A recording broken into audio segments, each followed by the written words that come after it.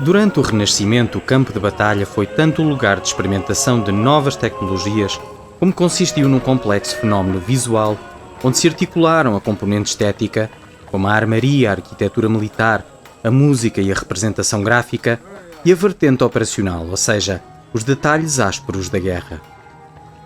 O Norte de África foi o lugar de confronto geograficamente mais próximo de Portugal, tanto física como historicamente. Em dois momentos do século XVI, prevaleceu uma opção expansionista sobre este território, a época manuelina e a época sebástica.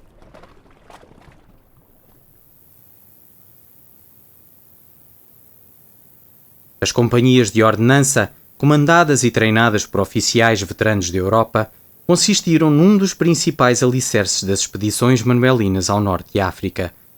Em agosto de 1508, participaram num assalto fracassado a Azamor e em setembro foram enviadas como reforço da guarnição de Arzila, que então se encontrava sob cerco.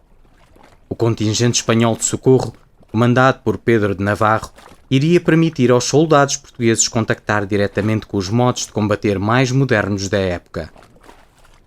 A conquista de Azamor em 1513 culminou o processo de modernização militar. Os efetivos envolvidos atingiram cerca de 20.000 homens, cifra invulgar em Portugal, mas em linha com expedições espanholas semelhantes. O exército também adotou uma formatura idêntica à utilizada por Navarra em Orão, em 1509. Os soldados de infantaria formaram em 4 grandes esquadrões enquadrados por atiradores, com a cavalaria nas alas do dispositivo. Utilizaram-se canhões montados em carros, outra inovação em voga na altura.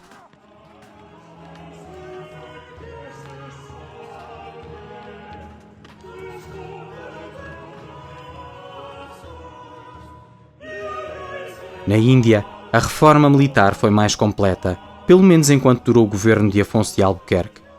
A partir de 1510, todos os soldados foram integrados em esquadras, equipados com o armamento padrão da época, piques, espingardas e sujeitos a treinos semanais. Do ponto de vista tático, o caso mais interessante é o ataque a Benastrim em 1512, quando os soldados da ordenança combateram formados em galé. Esta formatura militar, em particular, encontrava-se descrita na tratadística, embora, facto curioso, se trate de obras posteriores. O tratado italiano de Giovanni Matteo Cicogna, impresso em 1567, e o manuscrito português Martim Afonso de Melo, datado muito provavelmente dos anos 70.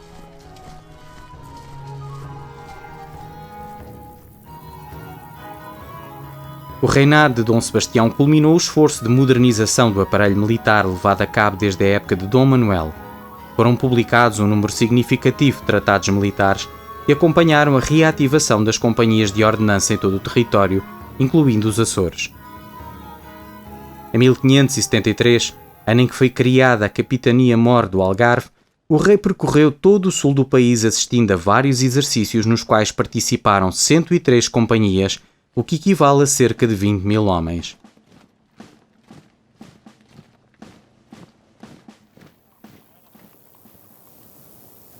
Havia que testar estas estruturas em condições de combate. Em outubro de 1574 teve lugar a expedição a Tânger. Embora com objetivos limitados, as ações militares que ocorreram afastaram-se das abordagens habituais nos presídios de África. Tal como na Europa, utilizavam-se a cavalaria pesada e os atiradores montados, e entre 20 e 21 de outubro, portugueses e mouros enfrentaram-se fora da proteção das muralhas, algo inédito para os fronteiros da cidade. O plano previa o estacionamento de 2 forças de galés a norte e a sul de Tânger para forçar o inimigo a concentrar-se no ponto mais forte da muralha oeste, defendido pelo Revelinho dos Pomares.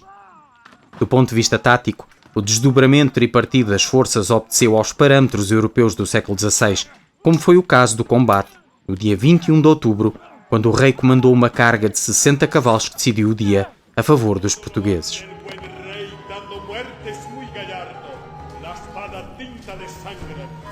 É na Batalha de Alcácer Quibir, caso de estudo particularmente bem documentado por mais de 2 dezenas de testemunhos presenciais de várias origens e nacionalidades, que podemos analisar em pormenor como foi plasmada a teoria militar do século XVI. Vários autores do século XVI associam a função da hierarquia militar superior a três faces distintas: a ordem El-Machar, Alojar e Pelayar. Vegésio, influência bélica recorrente na Europa, reconheceu que a essência da guerra supera o seu momento mais dramático, a batalha. A marcha, o acampamento e a preparação para a batalha interligam-se, enfatizando a movimentação dos exércitos como parte de um processo mais amplo que se desenrola no espaço e no tempo. A organização das formaturas militares implicava um conjunto de regras, juntando as novidades bélicas da época, a influência da antiguidade clássica, cálculos matemáticos, operações de geometria euclidiana e métodos de composição. Com os soldados, construía-se a forma geométrica de base. Os componentes da estrutura militar, capitães, cabos de esquadra, bandeiras, tambores, etc., ocupavam o seu lugar nesta figura em função de princípios de simetria e utilizando as linhas notáveis da figura geométrica em causa. O exército era constituído por vários esquadrões, construídos de forma com as mesmas disposições geometricamente coerentes.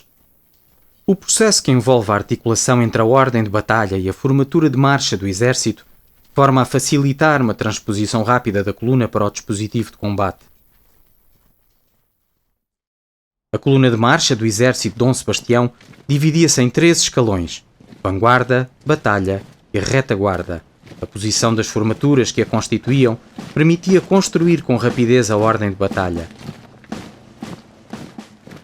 Foi o que sucedeu no dia 3 de agosto, quando se deu o primeiro encontro formal entre portugueses e marroquinos. Para enfrentar cerca de 5.000 cavaleiros, os terços da retaguarda juntaram-se num único esquadrão com guarnição de mosqueteiros e reforçado por 2 peças de artilharia ligeira. A cavalaria juntou-se na frente com o rei no comando. O desenho da ordem de batalha foi acordado num conselho de guerra em Arzila. O dispositivo seria formado por 4 esquadrões dispostos em forma quadrada, um modelo idealizado com clara filiação teórica, como podemos ver no Tratado de Dominico Mora, de 1570. A configuração quadrangular era considerada por capitães e tratadistas como a ideal para a guerra no norte de África. A superioridade numérica dos inimigos implicava, inevitavelmente, que um exército teria de combater cercado. Assim, oferecer a mesma frente defensiva em todas as direções consistia numa vantagem decisiva. A construção da formatura ilustra a articulação teórica e prática, ou seja, como se adaptava a forma planeada às circunstâncias particulares do campo de batalha. A primeira linha manteve a configuração de marcha e apenas os aventureiros avançavam um pouco em relação aos companheiros. Os terços da segunda linha juntaram-se no esquadrão como planeado e o lugar onde devia ficar outro esquadrão foi fechado com a carreagem.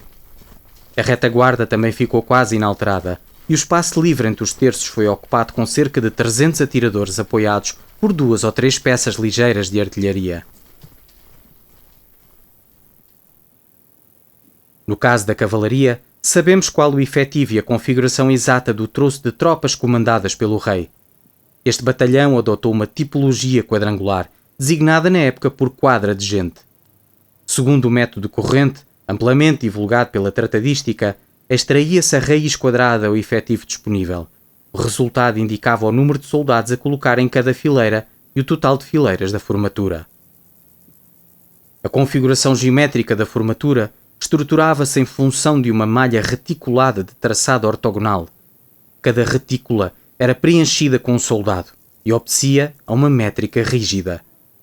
Esta era determinada não só pelo espaço físico ocupado por cada homem, mas também em função do manuseamento das armas. Colocar os soldados em posição no terreno, fosse para batalha ou em parada, designava-se por ordenar o esquadrão. É evidente a referência implícita à noção de ordem, o que torna explícito o caráter arquitetónico das formaturas militares quinhentistas. Os 600 cavalos de Dom Sebastião repartiram-se por 24 fileiras, cada uma com 24 cavaleiros. A estas 24 acrescentou-se uma 25ª fileira, com um quantitativo resultante das sobras da operação aritmética. Os 24 cavaleiros em cada fileira multiplicados por 24 fileiras dão um total de 576 homens. Subtraídos aos 600, restam 24, ou seja, uma fileira completa. As reformas militares sebásticas tiveram como objetivo a introdução dos novos modelos na ordem da milícia das partes de Itália e de outras onde a guerra florescia. É certo que as ordenanças não vigoravam o tempo suficiente que permitisse o amadurecimento necessário à sua consolidação, em virtude do desastre de 4 de agosto de 1578. Mas também é verdade que foi em Marrocos que os portugueses realizaram a sua interpretação da experiência de guerra espanhola. No final, o sucesso das reformas militares do rei Dom Sebastião reflete-se na sobrevivência das ordenanças ao desastre de Alcácer Quibir. Aquele que tem sido apelidado de Rei Cavaleiro, o último cruzado, figura anacrónica para a sua época, acabou por colocar um ponto final na Idade Média em Portugal.